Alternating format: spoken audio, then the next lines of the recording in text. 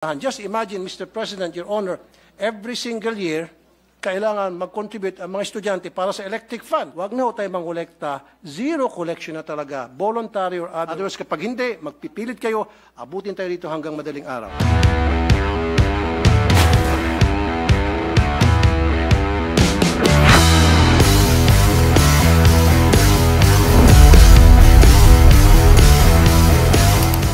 Issue pong ganyan.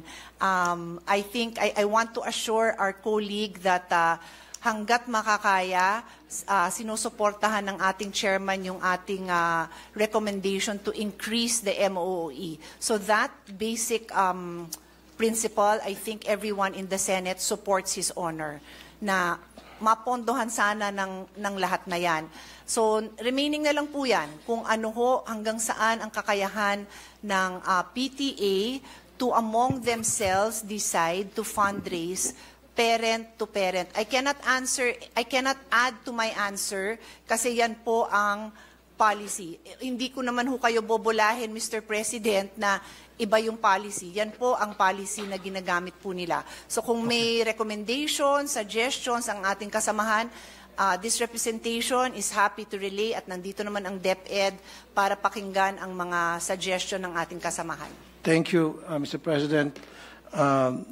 Thank you, the good sponsor, Honorable Congresswoman Pia Cayetano, Senator Pia Cayetano, sorry.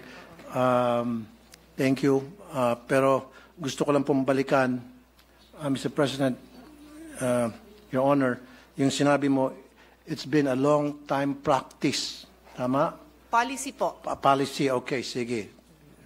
I stand corrected. It's been a long time policy na pinapractice sa DepEd for so many years na ilan sa atin hindi pa pinapanganak dito. Of course, ako pinanganak na ako dyan. Pero dapat a policy should be dictated by the law. So is there a law na kung saan sinasang-ayunan ng policy na sinasabi nyo matagal na pinapractice ng mga taga-DepEd?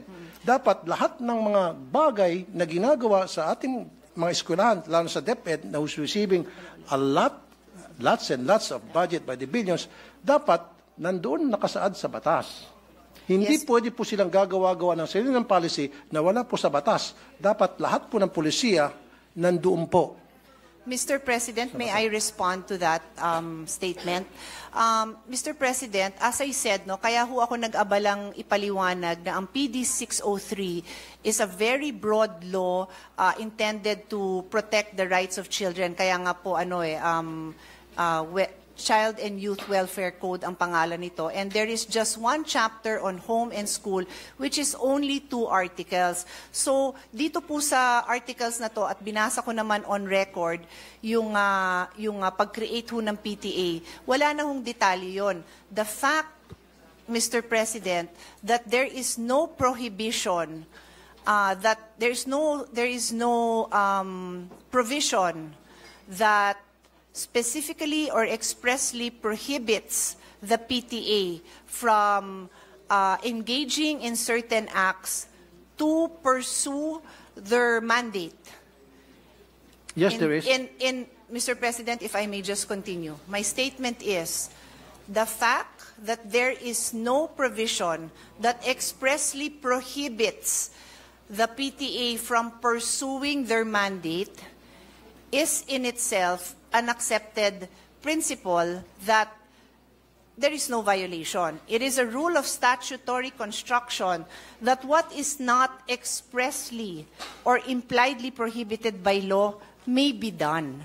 So yan ho ang ating statutory constructions when it comes to prohibited acts. So pag sinabi po natin bawal ito, then we need to produce that law that prohibits it. And so we do have yung dalawang RA na binanggit naman ng ating kasamahan. Meron nga hong RA na nagbabawal. Yes. But that is why I have been repeatedly explaining that since 1969, ang implementation ng ating DepEd dito, they believe that they have been implementing this in the true spirit of the law na nagsasabing bawal mangolekta sa bata. They cannot collect contributions from school children, students, and teachers. Yun ho ang specific wording of the law. Exactly. Sige, pagbigyan ko po, I yield my floor to Mr. the President, if I may majority, be allowed. minority Yes, leader. Minority Floor Leader. Thank you, with the permission of my colleagues. The good sponsor mentioned statutory construction, which I used to teach in law school.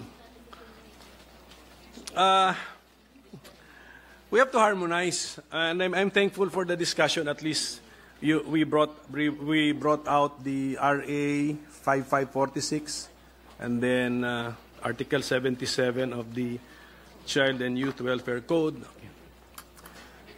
Kung makikita po natin, yung RA, bawal mangolekta sa bata. Okay. Actually, sino kinokolektahan mo kung nangongolekta ka sa bata of elementary school age? Hindi ba magulang din? So if you look at the spirit of the law,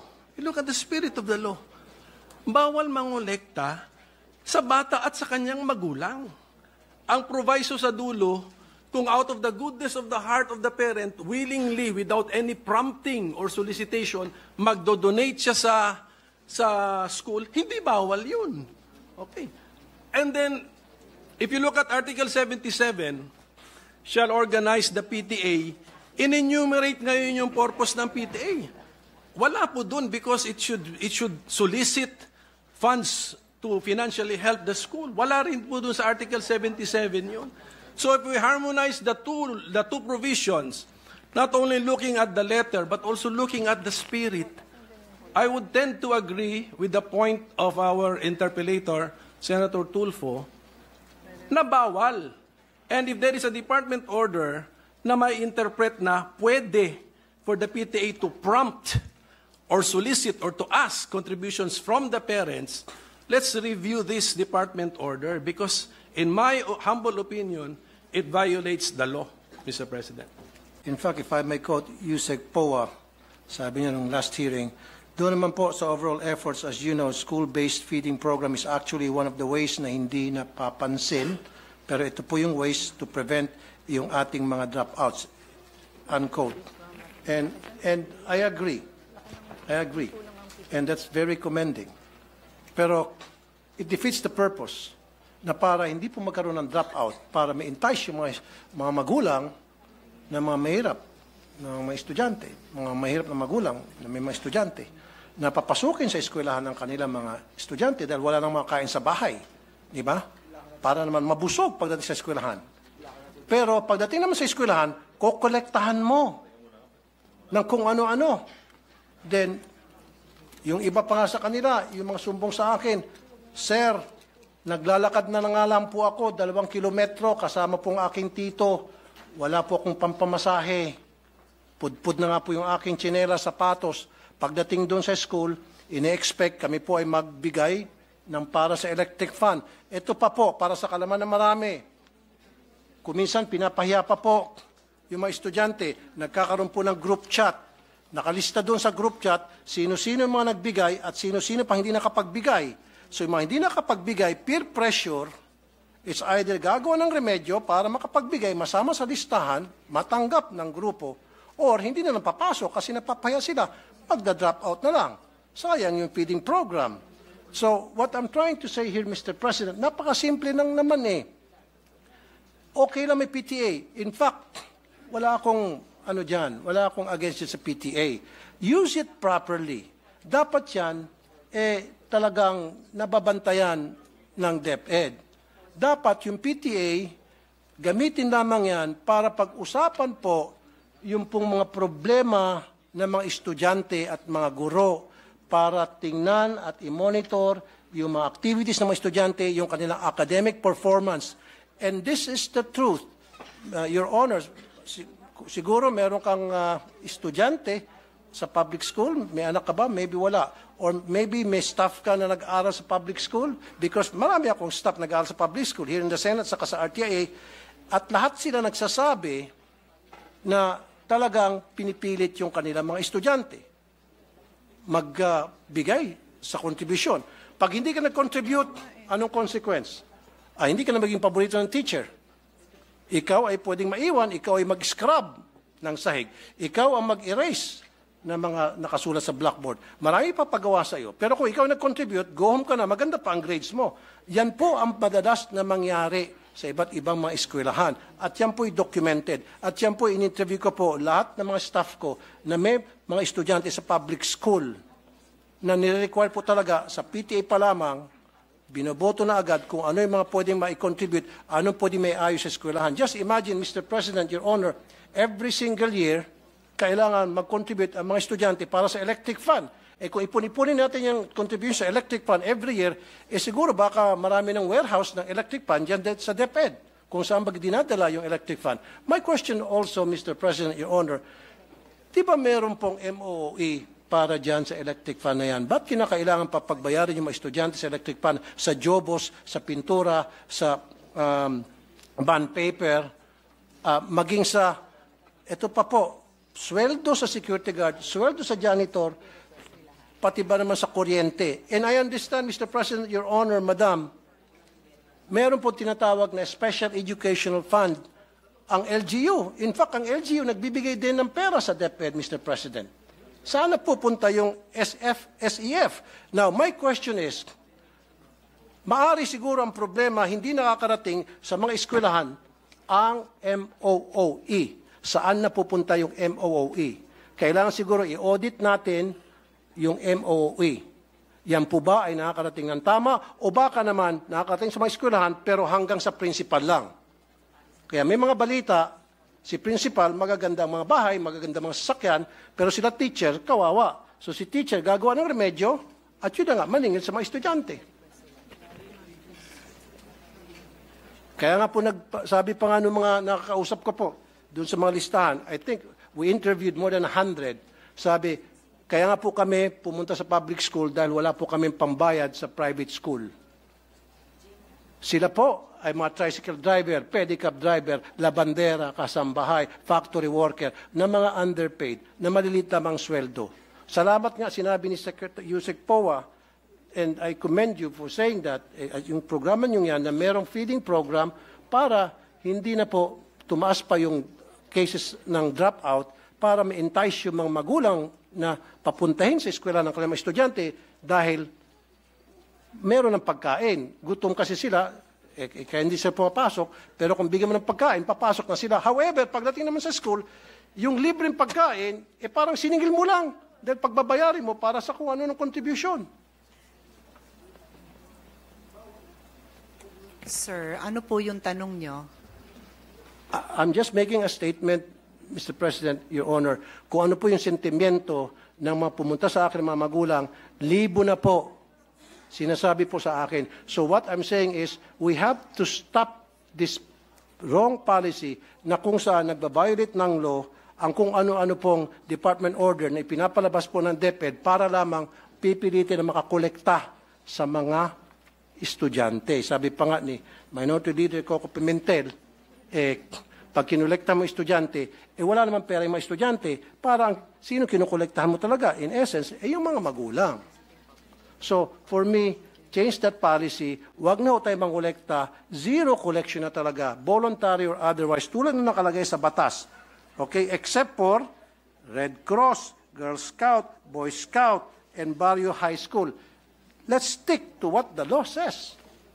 Stop na natin yan. Huwag na ho tayo magpalabas ng mga department order para we try to circumvent the law para makakolekta. Tuloy, ang duda nitong mga magulang, baka siguro gusto nilang magpalabas ng kung ano mga department order para makakolekta sapagkat gusto nilang yung MOE hindi na makarating sa mga eskwelahan.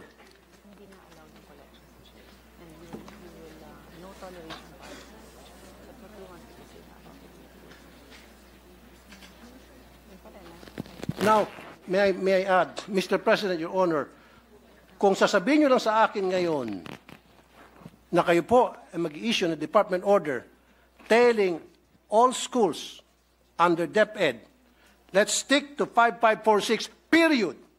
And I will sit down. Otherwise, kapag hindi, magpipilit kayo, abutin tayo dito hanggang madaling araw. And I will not stop because I know I'm right. Mr. President, just a short response. The policy of DepEd is very clear. They have a no toleration policy on the collection from students. So, itong huling mga nabanggit ng ating kasamahan na yung mga estudyante, nagko-collect, paulit-ulit din na sinasabi sa akin ni Vice President, DepEd Secretary na no, they will not tolerate that and they commit to investigate that. Thank you. So clear po tayo dyan. On that note, may I ask for a minute suspension, Mr. President? So, Mr. President, I'd like to thank our colleagues. No, I asked for a minute suspension to also gather the wisdom of the Senate. No, and I'd like to commend our colleague Senator Tulfo for raising this very important issue. We also took the opportunity to ask DepEd what actions, if any, have they taken upon receipt of similar complaints, and they confirmed that upon receipt of similar complaint, they have received similar complaints, and they have actually suspended airing PTAs. So on that note, Your Honor, they are prepared to issue a department order strengthening the law. Thank you very much. Thank you. That's all, Mr. President, Your Honor. Thank you.